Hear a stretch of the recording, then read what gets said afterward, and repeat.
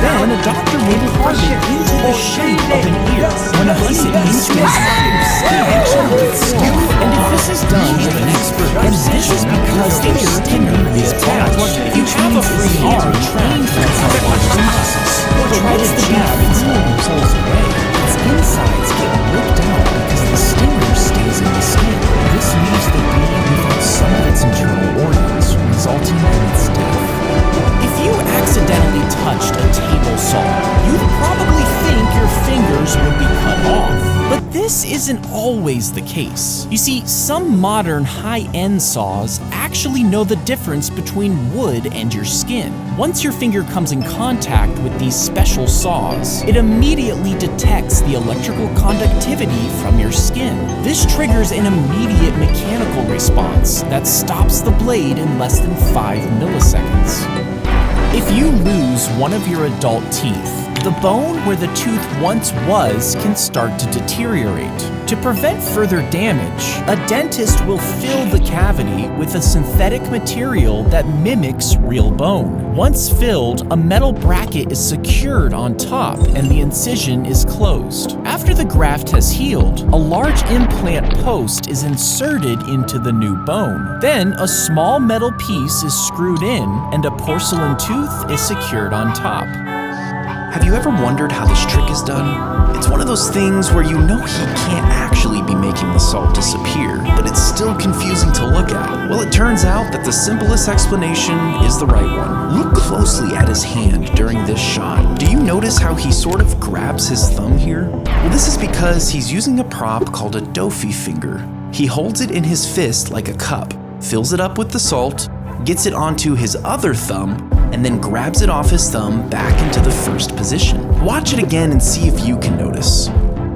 When a doctor gives you a shot, they can sometimes accidentally push the needle all the way through your vein, which ends up puncturing both sides. Once the needle is removed, it leaves 2 holes in the vein. And before the body can thicken the blood and seal these holes, it bleeds into the surrounding tissues. This leaked blood forms a dark, tender area under the skin, creating bruises and splotchy areas.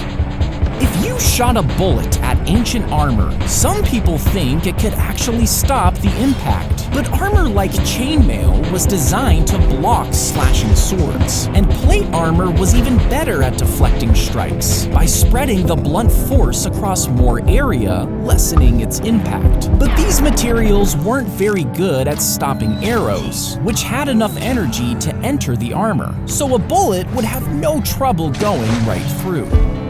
If you somehow removed all of the blood vessels in your body and tied them together, you might think it would be about this long. But the human body has thousands of these tiny vessels that weave in and out of every body part. And with all of them combined, if you started in New York, your blood vessels would make it all the way to the Grand Canyon. It would go on to reach all the way across the Pacific Ocean, over Japan, Asia, and all of Europe. And not only would it make it all the way back to your starting point, but it would be able to make this trip 2 to 4 times over. Have you ever noticed how odd the McFlurry spoon is? Well, some people think it's supposed to work like a straw, but you only have to try that once to realize it does not work. The true reason for these weird spoons is actually pretty genius. You see, McDonald's didn't want to clean their beaters after every McFlurry, so instead, they designed a spoon that would also work as the mixer.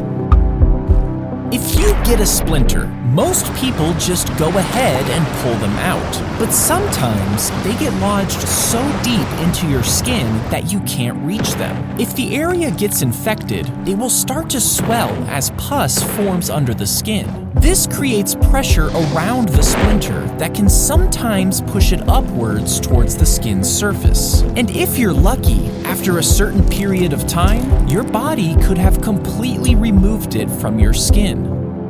When you get stitches, a doctor threads a needle through your wound and pulls it tight to close the skin. As the stitches hold the edges together, the wound becomes inflamed as new cells begin to repair the tissue. Afterwards, connective tissues and collagens start to create skin. Then, blood vessels form to nourish these developing tissues, filling in the area. And over a few weeks, the wound will have healed together and the stitches are removed.